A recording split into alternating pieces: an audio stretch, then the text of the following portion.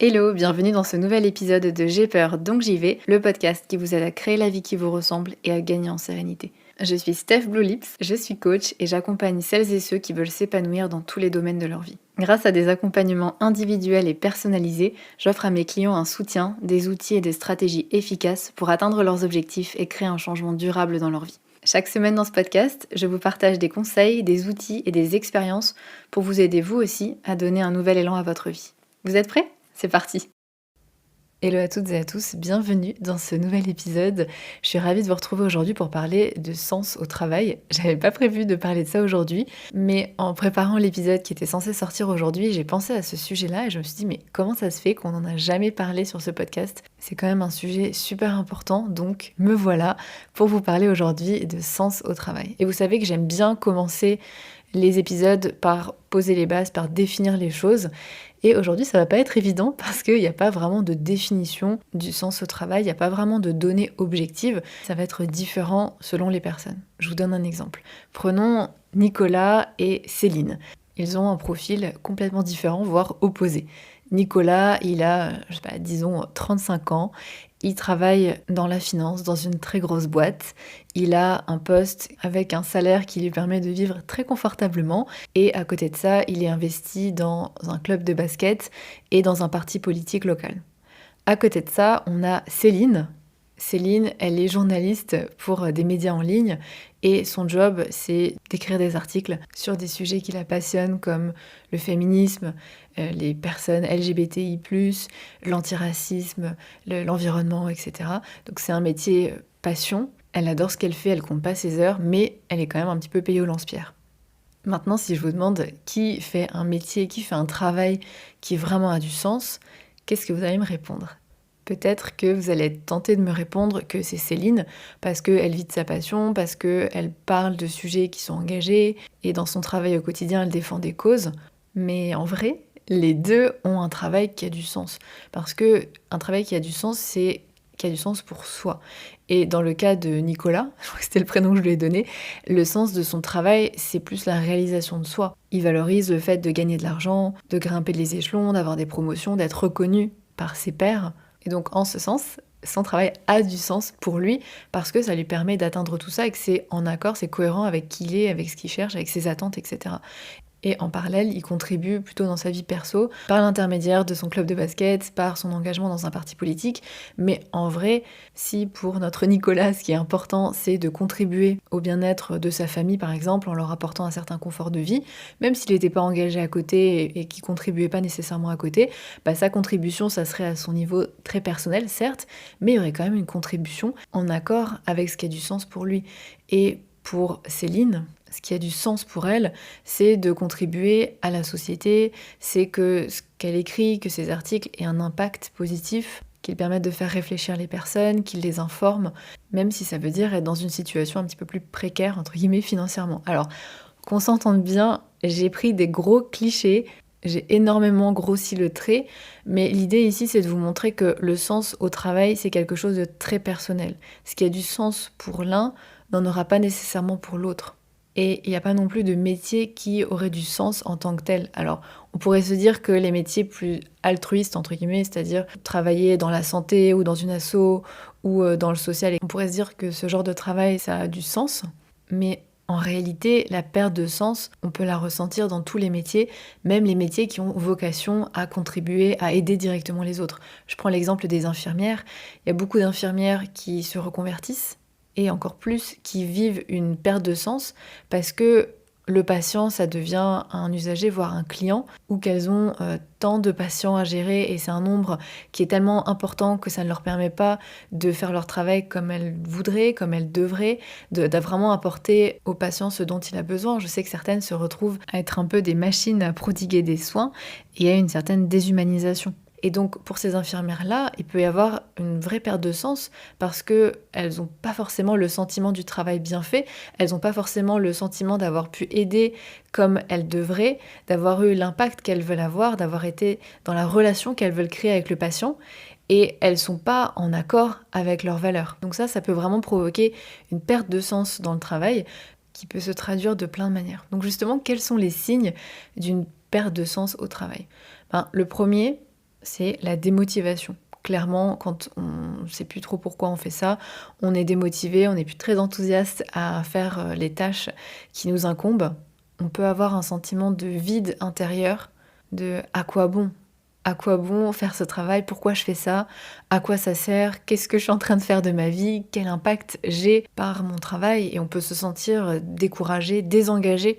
On peut se sentir inutile aussi. Ça, c'est un sentiment qui est vraiment dur. Avoir un sentiment d'inutilité, on voit pas trop à quoi on sert dans l'entreprise ou dans notre équipe ou au sein de la société, etc. Et on parle d'ailleurs beaucoup de bullshit jobs, donc c'est les jobs à la con, en français on pourrait dire ça comme ça. Ce sont ces jobs qui servent pas à grand chose. En vrai, s'ils disparaissaient, bon bah ça changerait pas grand chose non plus, voire ça aurait peut-être un impact positif.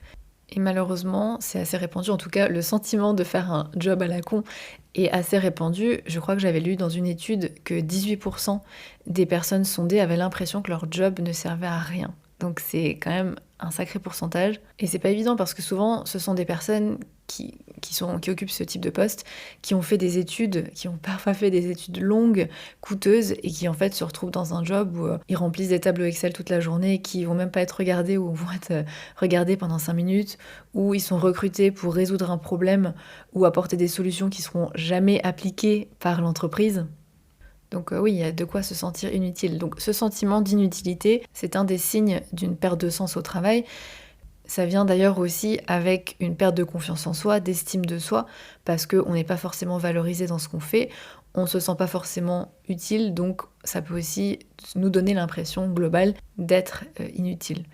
Ça vient aussi, cette perte de sens, avec un sentiment d'insatisfaction, malgré le travail qu'on accomplit, malgré parfois les bons résultats qu'on peut avoir dans notre travail, malgré parfois les félicitations de notre hiérarchie, on ne se sent pas forcément fier de ce qu'on accomplit, parce qu'on a le sentiment que ce qu'on accomplit, ça n'a pas de sens, ou c'est pas forcément utile, ou c'est pas intéressant.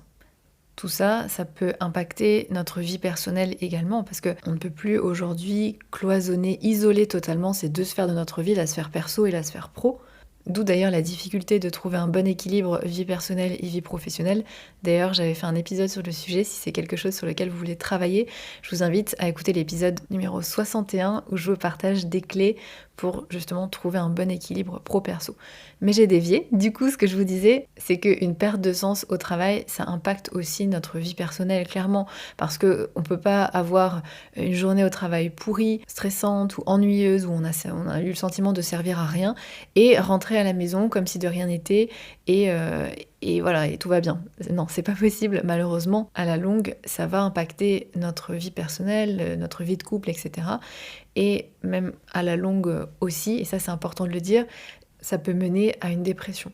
C'est ce que personnellement j'ai vécu après des années de questionnement professionnel, de perte de sens, de sentiment d'inutilité, hein, disons-le, ou de ne pas savoir où je vais.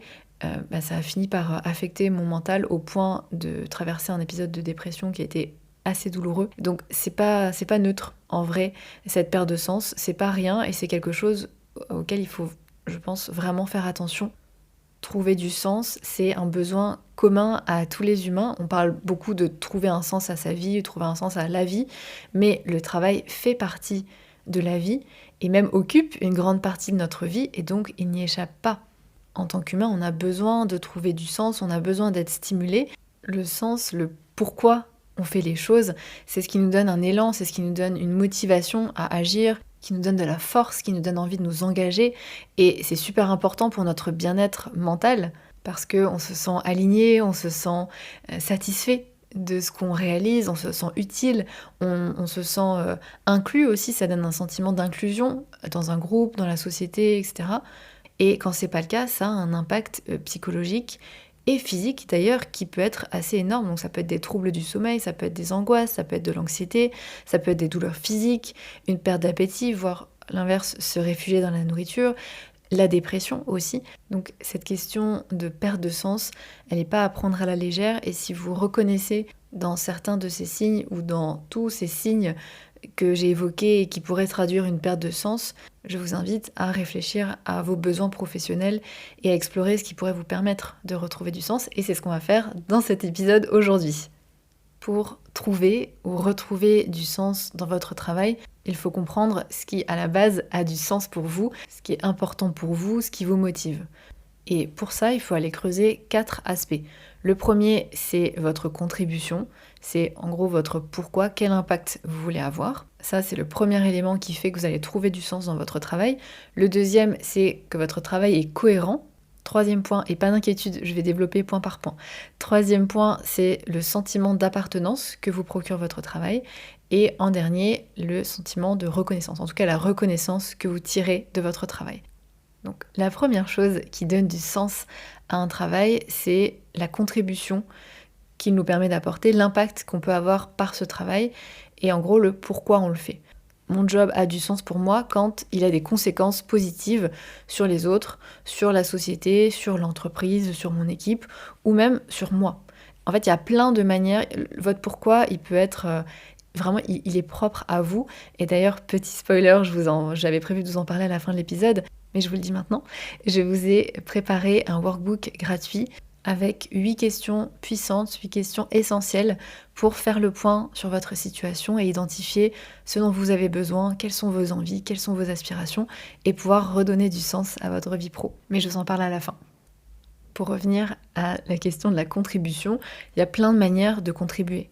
Vous pouvez avoir le sentiment de contribuer en travaillant pour une entreprise dont la mission a du sens pour vous, dont vous partagez la vision, alors que d'autres personnes vont pas avoir le sentiment de contribuer, même par exemple en travaillant pour une association dont la mission est super et elle aide plein de gens, mais, et c'était le cas d'une de mes clientes que j'ai accompagnée dans sa reconversion, elle travaillait pour une asso qui avait vraiment une belle mission, qui était vraiment utile, mais elle se sentait pas forcément utile parce qu'elle était dans son bureau, elle n'était pas au contact des personnes.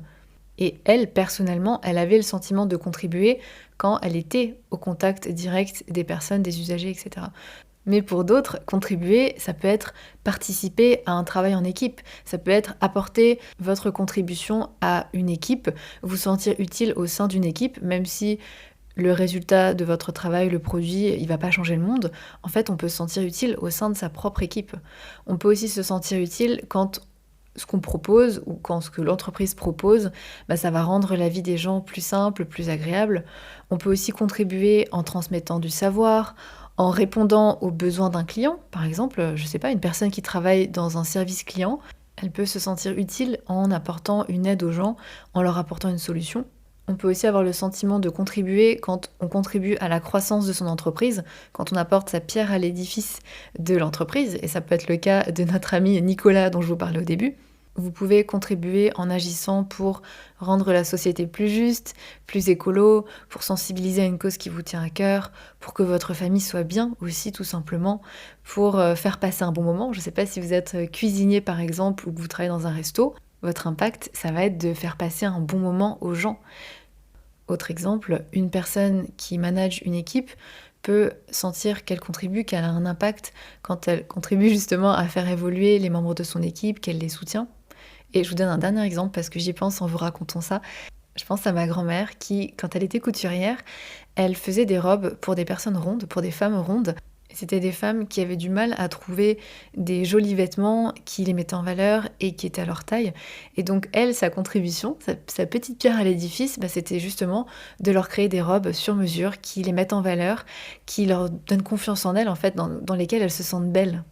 Je trouve ça vraiment chouette et ça montre qu'il y a plein de manières de sentir qu'on contribue à quelque chose ou à quelqu'un ou à plein de gens. On n'est pas obligé de vouloir changer le monde. Vous pouvez contribuer à votre échelle. C'est pas parce que vous touchez 1 million de personnes ou que vous touchez plus de personnes de manière générale que votre travail a plus de sens.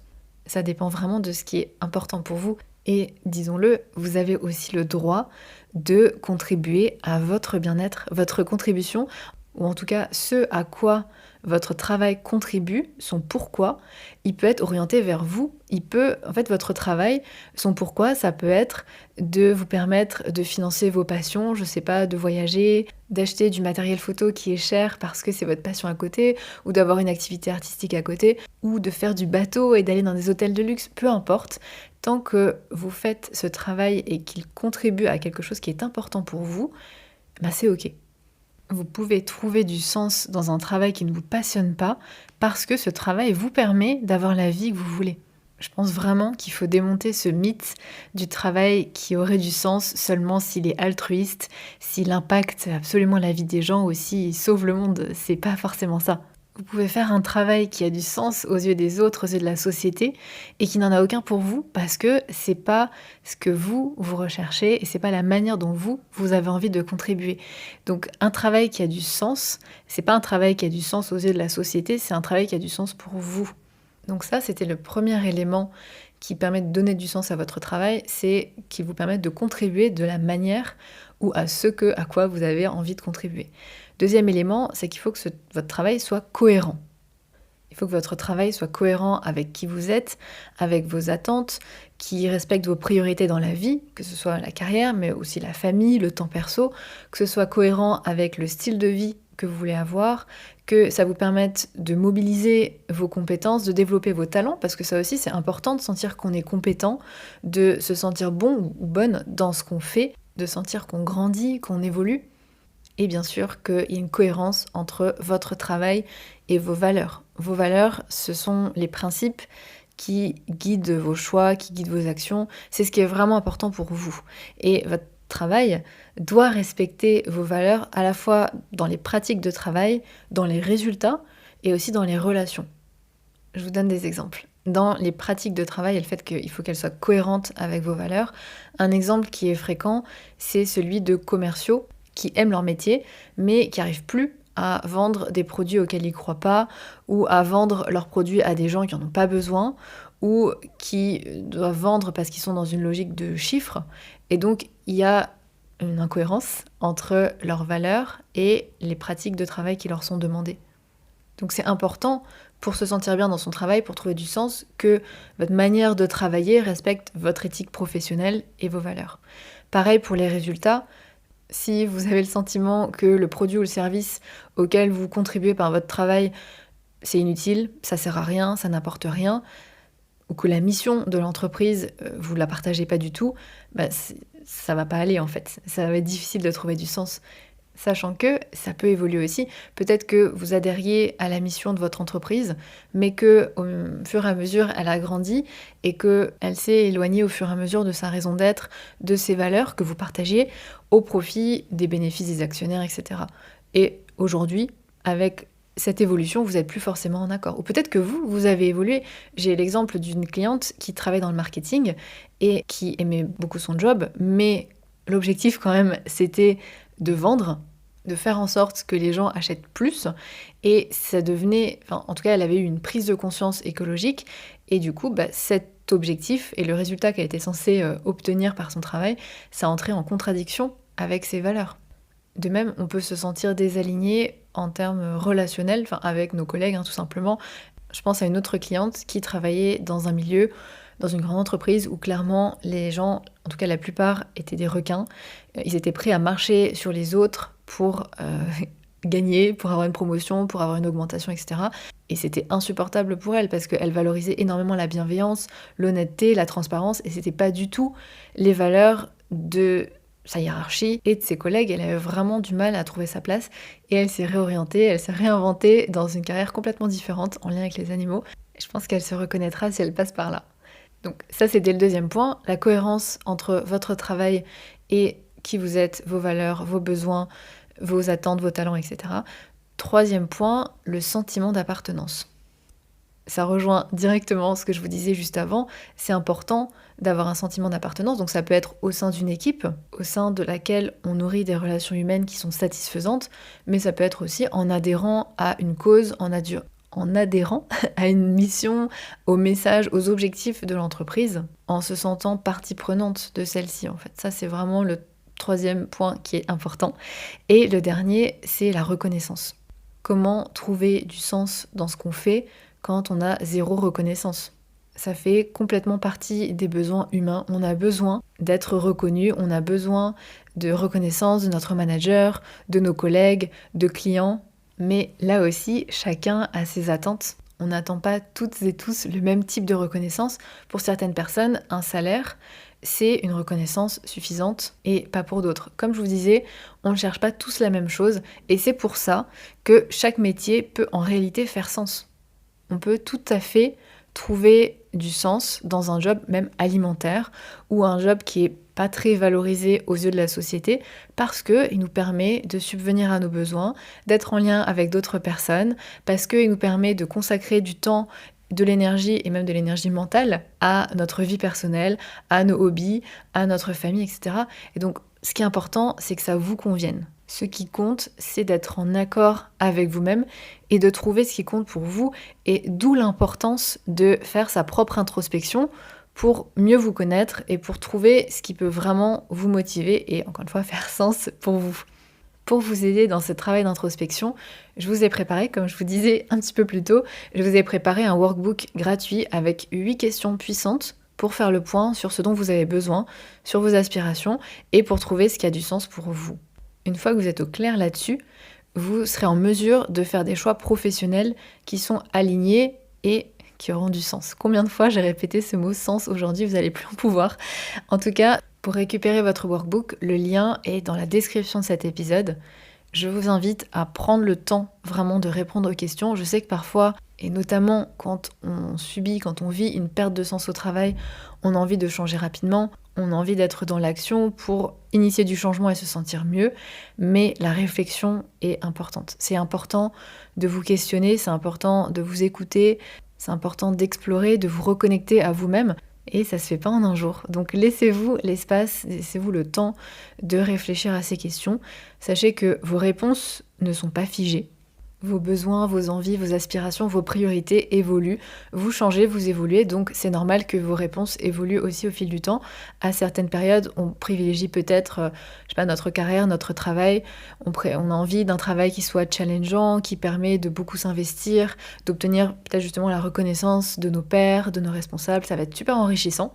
Et puis peut-être que plus tard dans notre vie, on aura d'autres aspirations. On aura peut-être envie d'investir, de plus développer la sphère personnelle. Et on trouvera alors plus de sens dans un travail qui nous permet d'avoir un bon équilibre vie pro, vie perso. Donc interrogez-vous sur ce dont vous avez besoin maintenant, ce qui est important pour vous aujourd'hui. Rappelez-vous aussi que le job parfait n'existe pas. Donc ne cherchez pas forcément à cocher toutes les cases, mais trouver du sens dans son travail, c'est possible. Donc j'espère que ce workbook vous aidera à identifier comment. Et n'oubliez pas de passer à l'action, parce que tant qu'on ne passe pas à l'action, rien ne change. Je vous remercie d'avoir écouté cet épisode, j'espère qu'il vous a plu. Si vous voulez soutenir le podcast, pensez à lui mettre des étoiles sur Apple Podcast ou sur Spotify. Ça aide d'autres personnes à le connaître, et d'ailleurs merci à toutes les personnes qui l'ont déjà fait. Moi je vous souhaite une bonne journée, une bonne soirée, et je vous dis à très bientôt. Ciao!